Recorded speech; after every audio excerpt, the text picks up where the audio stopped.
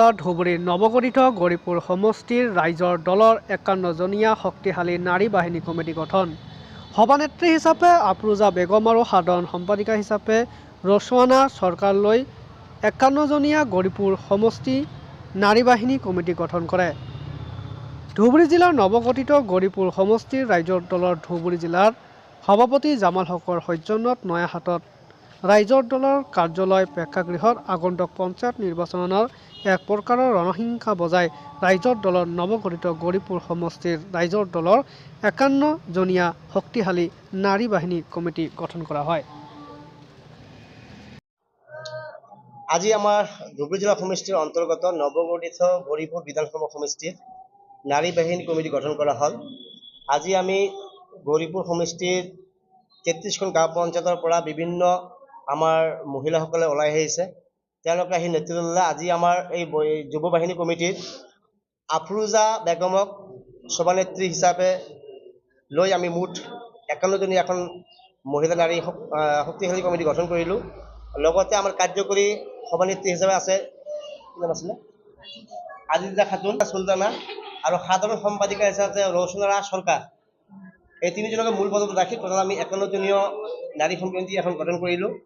আগন্তুক পঞ্চায়ত নিৰ্বাচন আৰু বিধানসভা নিৰ্বাচনত এই মহিলা নাৰী বাহিনীয়ে এটা ভাল ফলাফল আমাক দিব বুলি আমি আশাবাদী। আৰু যিহেতু নাৰী শক্তি বৰ্তমান মূল, নাৰীসকলে যেতিয়া ওলাই আহিছে, আজি হয়তো মোৰ এনেকুৱা অনুভৱ হৈছে যে কংগ্ৰেছৰ যিবিলাক মহিলা শক্তি আছে বা বেলেগ দলৰ যিবিলাক তাতকৈ আজিৰ তাৰিখত গৌৰীপুৰ বিধানসভা সমষ্টিৰ যিটো নাৰী বাহিনী কমিটি গঠন কৰা হ'ল তাতকৈ অধিক শক্তিশালী বুলি আমি ইতিমধ্যে অনুভৱ কৰিছোঁ। আৰু নিশ্চিতভাৱে আগন্তুক দিনত এই সমিতিখনে গৌৰীপুৰ সমষ্টিৰ অন্তৰ্গত বিভিন্ন ব্লক তথা পঞ্চায়তত আমাৰ সাংগঠনিক ভেটি অধিক শক্তিশালী কৰিব বুলি আমি আশাবাদী।